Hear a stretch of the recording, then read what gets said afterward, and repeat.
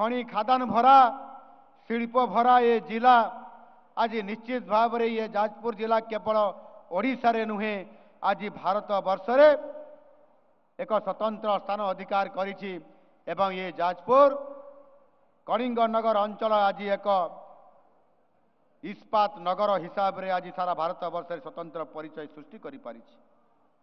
स्वाधीनता संग्राम ठारू आरंभ करी कला साहित्य संस्कृति कृषि प्रधान एवं पर्यटन आज निश्चित भाव में एक नूतन भाव में ये जाजपुर जिलार भित्तिभूमि तैयारी हेबा सहित आज शिल्प क्षेत्र में निजुक्ति क्षेत्र में आज बहुत बड़ गोटे परिचय आज आनी पारिछि।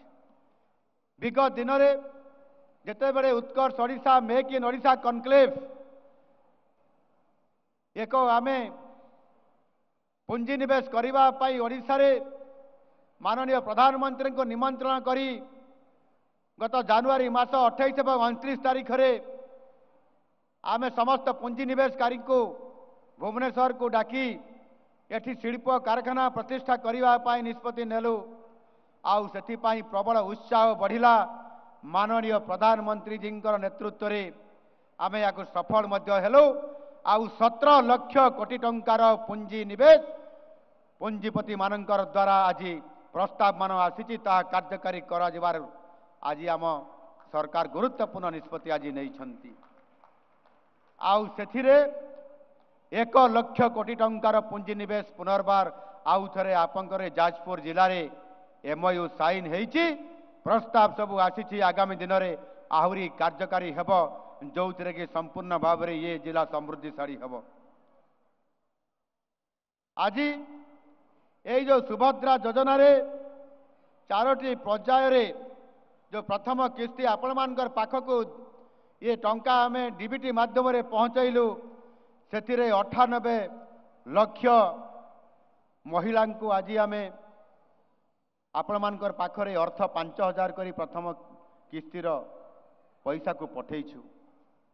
ये अर्थ आपण माने काम रे लगांतु, छोट छोट व्यवसाय करंतु एवं धीरे धीरे आपण मान को लक्षपति दीदी हेबार लक्ष्य पथरे मध्य आपण मान को जीवा पाई पड़िबो। सरकार आपण मानकर सांगरे अछंती। आसंता पुणी मार्च मास 8 तारीख रे चलित वर्षर सुभद्रा योजनार द्वितीय किस्ती मध्य आपण मानकर पाखकु डीबीटी जरिया रे एका सहित 1 कोटी महिला मानकु आपण मानकु ये अर्थ प्रदान करा जिवो। यार यही भली भाव में आम सरकार निरंतर भाव में आपण मानकर पाखरे सबु बड़े अछंती। सुखरे आउ दुखरे आउ आर्थिक क्षेत्र में सामाजिक क्षेत्र में आगु को जीवा पाई निरंतर भाव में नुआ सरकार जेबड़ी भाव में दायित्व नहीं। आज प्रत्येकटी योजना को कार्यकारी करिबा आज आम सरकार केवल कथारे नुह गत सरकार भड़िया गत सरकार शीर्ष नेतृत्व कहूतिले जे आम सरकार कथारे नुह कामरे विश्वास करती। किंतु गत 5 वर्ष भितरे ता पूर्वरु प्रति कथा को से केबे हेले मध्य कामरे परिणत करी नाहंती, केवल भाषण सर्वस्व। कालिया योजना रे कहूतिले 10,000 मु चाषी को देवी देले देले नहीं।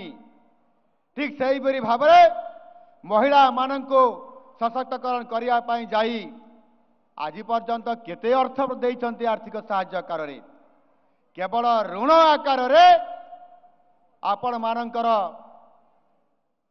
महिला मानक सशक्तकरण करिया पाई जाई करी एसएचजी ग्रुप रा मां मान को किछि अर्थ ऋण आकार रे लोन आकार रे देइछंती एवं ताहा मध्य 11% जो सुध दबा पाई पड़े सेथिरे केंद्र सरकार 11 टंका रु 7 टंका दौरान 100 टंका रे केंद्र सरकार राज्य सरकार मात्र 4 टंका दियंती।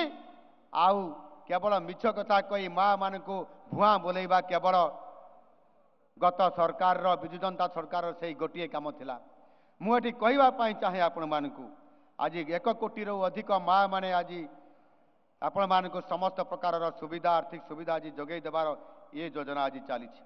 केवल सुभद्रा योजना नुह जदि देखिया गले आज समस्त आज माँ मानकु समस्त महिला मानकु केवल सुभद्रा योजना नुह विभिन्न प्रकार योजना रे कार्यकारी करने जाई आज 75,623 कोटी टंका आज महिला मानकु सशक्तकरण करने आज आम सरकार निरंतर भाव में काम करुछंती 75,623 कोटी टंका ये छुटिया कथा नुह आगरू केबे एते टंका खर्च करा जाई नथिला एणु मुझे आपण मान को कहवाई चाहूँगी चाहे जे प्रकृत रे आज नुआ सरकार आज मोहन माझीर सरकार आज महिला मान को प्राधान्य देकरी आज निरंतर भाव में सेवा करने निरंतर भाव में आज काम करी निजे जाउछंती। जदि आपंक आम भिडी भल लगा तेब आम चैनल को लाइक शेयर और सब्सक्राइब करने को जमा भी भूलु नहीं।